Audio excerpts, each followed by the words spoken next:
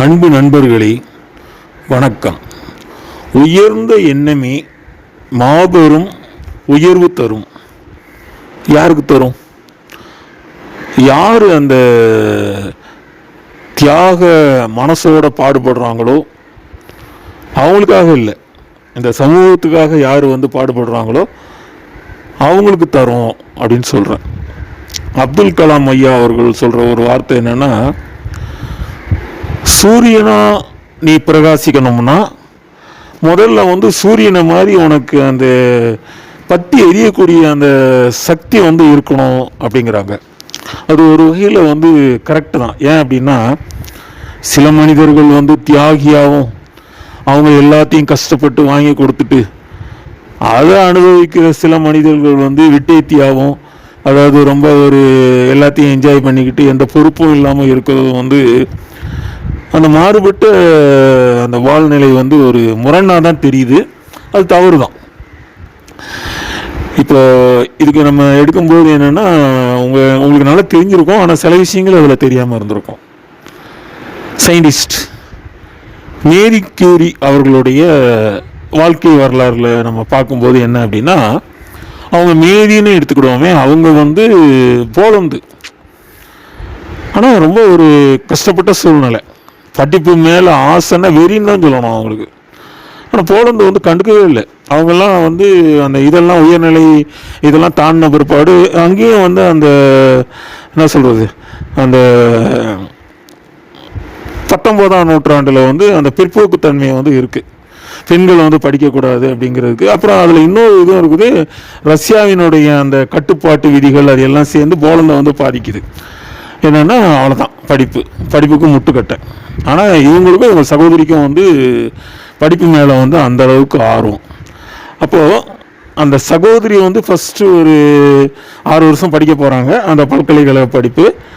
அதுக்குள்ளே இவங்க வேலைக்கு போகிறாங்க. அப்புறம் இவங்க இது பண்ணும்போது இவங்க அதாவது மேரி கியூரி வேலைக்கு போகும்போது அவங்க சகோதரி படிக்கிறாங்க, சகோதரி வேலைக்கு போது இவங்க படிக்கிறாங்க. அதுக்கப்புறம் என்ன நினைக்கிறாங்க அப்படின்னா, அப்புறம் ஃப்ரான்ஸுக்கு இடம்பெயர்ந்துடுறாங்க. ஃப்ரான்ஸுக்கு இடம்பெயர்ந்தவொன்னே தான் இவங்களுடைய வாழ்க்கையில் கொஞ்சம் ஒரு வளர்ச்சி வருது. ஆனாலும் பல வகையான போராட்டங்கள் தான் இருக்குது. நம்ம அவங்களுடைய இது என்னென்னா, வாழ்க்கை ஃபுல்லாக கஷ்டப்பட்டுட்டு சாப்பாட்டுக்கும் இடத்துக்கும் உடைக்கும் கஷ்டப்பட்டுட்டு நல்ல ட்ரெஸ்ஸு கூட போடலை. அவங்க இன்னும் சொல்லப்போனால் அந்த நோபல் பரிசு கொடுத்து அதை வாங்க கூட போக முடியாத அளவுக்கு ஆராய்ச்சி பண்ணிகிட்டு இருக்காங்க. அதில் நிறைய விஷயங்கள் நம்ம கேள்விப்பட்டோம்னா நம்மளுக்கே இது. அதில் அவங்க மேரி கியூரி 2 நோபல் பரிசு வாங்கியிருக்காங்க. இயற்பியலுக்கு ஒன்று வாங்கியிருக்காங்க, கெமிஸ்ட்ரிக்கு ஒன்று வாங்கியிருக்காங்க. அதில் அவங்க கேட்குறாங்களாம், அதாவது எனக்கு நீங்கள் ட்ரெஸ் வாங்கி கொடுக்கணும்னா அந்த கருப்பு கலரில் அந்த அங்கேயே வாங்கி கொடுங்க. ஏன்னா என்னுடைய அந்த லேபரேட்டரின்னு சொல்லக்கூடாது, அது ஒரு மாட்டோட தொழுவு கூடன்னு தான் சொல்லணுமோ. அதில் வேலை பார்க்குறதுக்கு அந்த கதிர்வீச்செல்லாம் நான் சமாளிக்கிறதுக்கு அந்த கருப்பு கலர் ட்ரெஸ் தான் எனக்கு பயன்படும் அப்படின்னு அவங்களே கையேந்தி கேட்குற மாதிரி ஒரு இது வருது. அப்போ இவங்களுடைய இதை பார்க்கும்போது என்ன அப்படின்னா, இவங்களுடைய குடும்பமே ஒரு பெரிய ஆராய்ச்சி குடும்பம். ரெண்டாவது ஒரு நாட்டுக்காகன்னு சொல்லக்கூடாது, உலகத்துக்காக.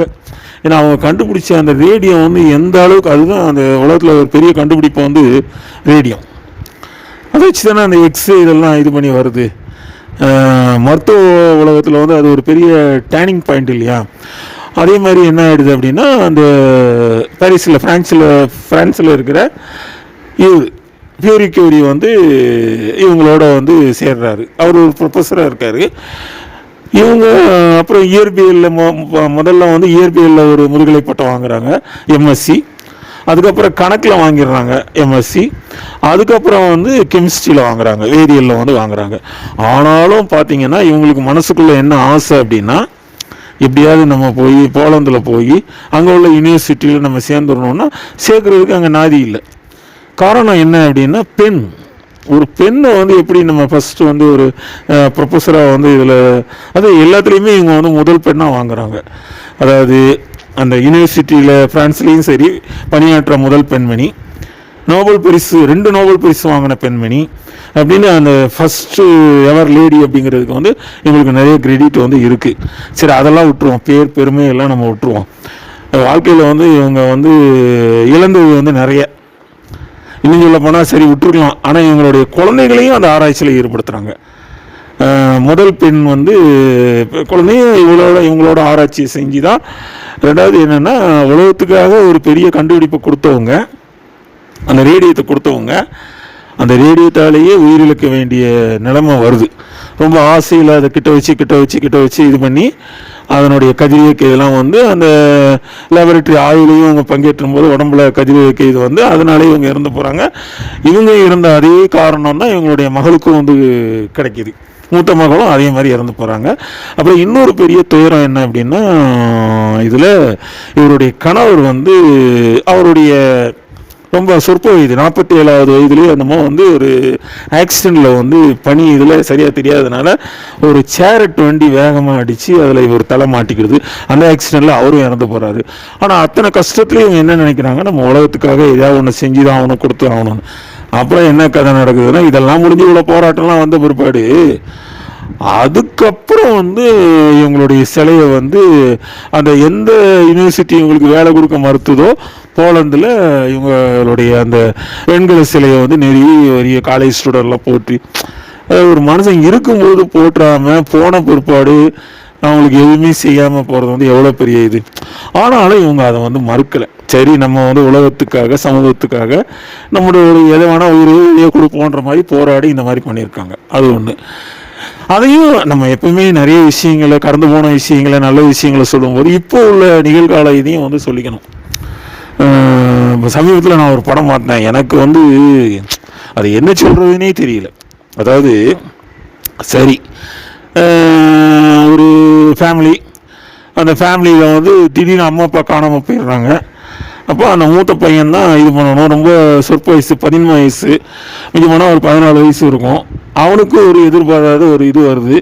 அப்போ முதல்ல என்ன பண்ணிடுறான்னா, ஒரு பூசாரி, அவன் வந்து பூசாரி வந்து இவங்களுக்கு ஒரு இடைஞ்சலை உண்டாக்குறதுனால அந்த பூசாரியை வந்து கொண்டுட்டு அவன் சிட்டிக்கு வந்து வந்துடுறான். சரிண்ணா, அப்புறம் வந்து வேலை பார்க்குறான்னா, வேலை பார்த்து ஒரு இதாக தான் இருக்கான். ஆனால் என்ன ஆயிடுது அப்படின்னா, அந்த சூழலில் வந்து அவன் தம்பி வந்து கொஞ்சம், ஒரு தம்பி காலேஜில் படிச்சுட்டு இருக்கான், இன்னொரு தம்பி கொஞ்சம் ரவுடிசம் பண்ணுற மாதிரி இருக்கான். அப்போ ரவுடிசம் பண்ணுறதுல வந்து அவன் இன்னொரு ஒரு கேங்ஸ்டர், ஒரு கூலிப்பட மாதிரி ஒரு அதனுடைய தலைவர்கிட்ட போய் மாட்டிக்கிறான்.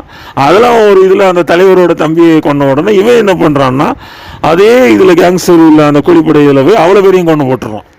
அவனுக்கு என்ன தான் இந்த படத்தில் சொல்ல வராங்கன்னு ஒன்றும் புரியல. அதில் என்னென்னா, ஏறக்குறைய அதில் வந்து 2 கேங்ஸ்டர் குரூப்பை வந்து காட்டுறாங்க அந்த படத்தில். அவங்க தான் அந்த ஊரை வந்து ஆட்டி படைச்சிட்டு இருக்காங்க. 2லேயுமே உள்ள வந்து எல்லாரையும் கொண்டுடுறான். சரி, அவ்வளோலாம் முடிஞ்சது கதை அப்படின்னா, கடைசியில் என்ன ஆகுதுன்னா, உயிருக்கு உயிராக வளர்த்த அந்த 2 தம்பியுமே இவனை கொல்ல வந்து இவனை கத்தியால் குத்திடுறாங்க.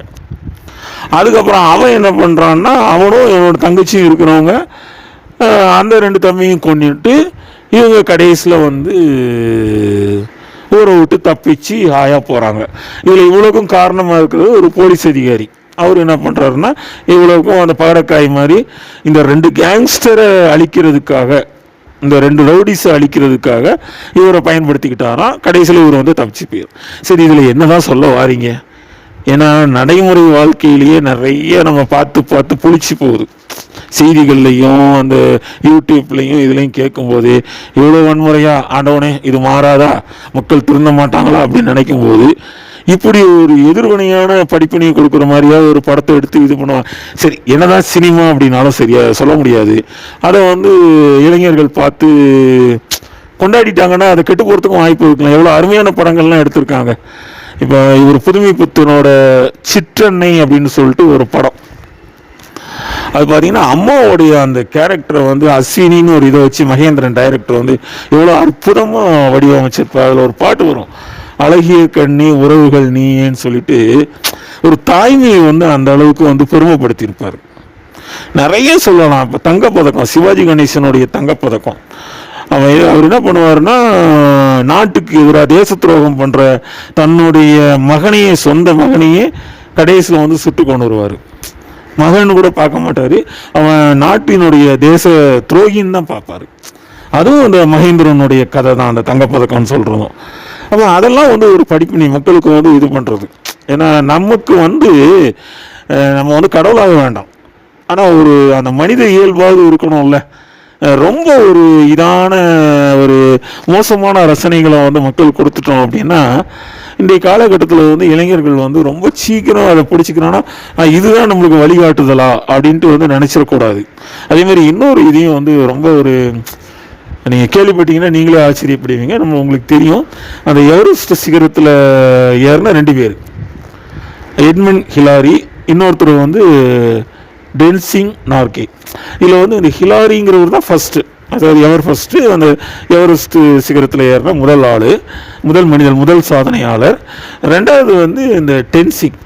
ஒருத்தர் ஹிலாரி வந்து நியூசிலாந்து நாட்டை சேர்ந்தவர், டென்சிங் வந்து நேபாளத்தை சேர்ந்தவர். அதில் ஆச்சரியம் என்ன அப்படின்னா, இந்த டென்சிங் வந்து ஒரு கூலி, அதாவது இந்த மலையேற்றம் போகிறவங்களுக்கு அந்த பனி பிரதேசத்துக்கு எப்படியாவது எவரெஸ்ட் உச்சி அடையணுங்கிறவருக்கு வந்து இவர் தான் வழிகாட்டியாக கூட்டு போய் அந்த சமயம்லாம் தூக்கிட்டு போகிறாரு. அதனால அவருக்கு நல்ல ஒரு 5-6 வருஷ பயிற்சியில் நல்லா படிச்சிடுறாரு.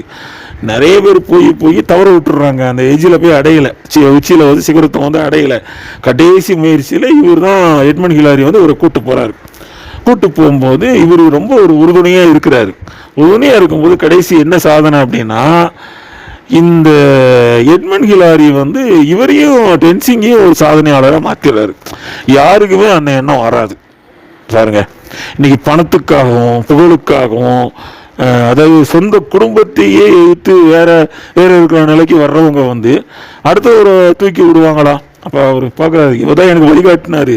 ரெண்டாவது எவ்வளவு கூட வந்தாலும் அவருக்கு எவ்வளவோ நாசுக்கான இதெல்லாம் தெரிஞ்சிருக்கும், இவரும் புகழடையணும்னு சொல்லிட்டு அவர் 2வது சாதனையாளர் ஆக்கிடுறாரு. அதனால் அவர் வந்து ஒரு மனிதனுடைய இது இருக்கு பாருங்க, அற்புதமான மனசு பாருங்க. அவன் மறைஞ்ச பின்னாலும் வந்து உலகத்தை வந்து ஆளும். ஏன் அப்படி சொல்கிறேன் அப்படின்னா, இதை எடுத்துக்கிறோம், அவங்க மேரி கியூரியே எடுத்துக்கோங்களேன். நிறைய சாதனையாளர்கள் என்ன பண்ணாங்கன்னா, உலகுக்கு கொடுக்குற அந்த கண்டுபிடிப்பு இருக்கு இல்லையா, அந்த கண்டுபிடிப்பாலே இறந்துட்டாங்க. இன்னும் சொல்லப்போனால் பேராசூட் கண்டுபிடிச்சவர் வந்து அந்த பாரிஸில் உள்ள ஈபிள் டவர் மேலே இருந்து அந்த பேராசூட்டில் வந்து பிடிக்கும்போது அது விரிபடாமல் அது ஆக்சிடெண்ட் ஆகி இறந்துட்டார். அது மாதிரி நிறைய பேரை சொல்லலாம் இதில். ஆனாலும் அவங்கெல்லாம் என்ன பண்ணோன்னா, உலகத்துக்கு நம்ம ஏதாவது ஒன்று செய்யணும், எதுனால பரவாயில்ல அப்படின்னு சொல்லிட்டு அவங்க போராடி இது பண்ணாங்க. அதனால் நம்மளுடைய சுயநலத்தை மட்டும் பார்க்காம, சரி ஓகே, நம்மளுடைய சுயநலத்தை 75% பார்த்துக்கிட்டாவது 25% ஒரு பொதுநலம் வேணும். ஏன்னா ஒரு துறையில் இருக்கிறவங்க, ஒரு ஆசிரியராகவோ, ஒரு மருத்துவராகவோ, ஒரு ஆராய்ச்சியாளராகவோ, ஏன் ஒன்றும் வேணாம், ஒரு பஸ் டிரைவர். இப்போ ஒரு சந்தர்ப்பம் நடந்திருக்கு, இப்போ போன வாரம் ஒரு ஸ்கூல் பிள்ளைங்க வேனை ஓட்டிகிட்டு போயிருக்காரு. ஹஸ்பண்டோட 2 பேருமே அந்த ஸ்கூல் வேனில் தான் இருக்காங்க. ஒரு 50 வயசை ஒட்டி போகிற கரெக்டாக அந்த இதுகிட்ட போகும்போது ஹைவேஸில் அவருக்கு நெஞ்சு வலி வந்துட்டு, அவர் என்ன பண்ணிட்டாருன்னா, அந்த நெஞ்சு வலியோட அப்படியே ஓரமாக நிறுத்தி அந்த ஸ்டீரிங்கில் வந்து சாஞ்சிட்டு இறந்துட்டார். ஆனால் அந்த வேனை வந்து ஓரமாக நிறுத்திட்டார், பிள்ளைங்களை காப்பாற்றிட்டார். இதை கேள்விப்பட்டுட்டு அவர் முதல்வர் ஸ்டாலினே பாராட்டியிருந்தார். அவர் ஒய்ஃப் வேறு உள்ள இருக்குன்னா அந்த நிலைமையை பார்த்துக்கோங்களேன். அப்போது ஒரு மனுஷன் வந்து தான் அழிஞ்சாலும் பரவாயில்ல, தன்னை நம்பி வந்த உயிர்களை வந்து அழியக்கூடாதுன்னு நினைக்கிறாங்க பார்த்தீங்களா? அதுதான் வந்து அந்த உன்னதமான எண்ணம். அந்த உன்னதமான எண்ணம் தான் காலாகாலத்துக்கு மனுஷனுக்கு வந்து உயரமான அந்த பேரையும் புகழையும் கொடுக்குங்கிறது வந்து நம்மளுக்கு என்றைக்குமே மனசில் வந்து அப்படியே அந்த பசுமரத்தாணி போல ரொம்ப பசுமையாக இருக்கணும். மிக்க நன்றி.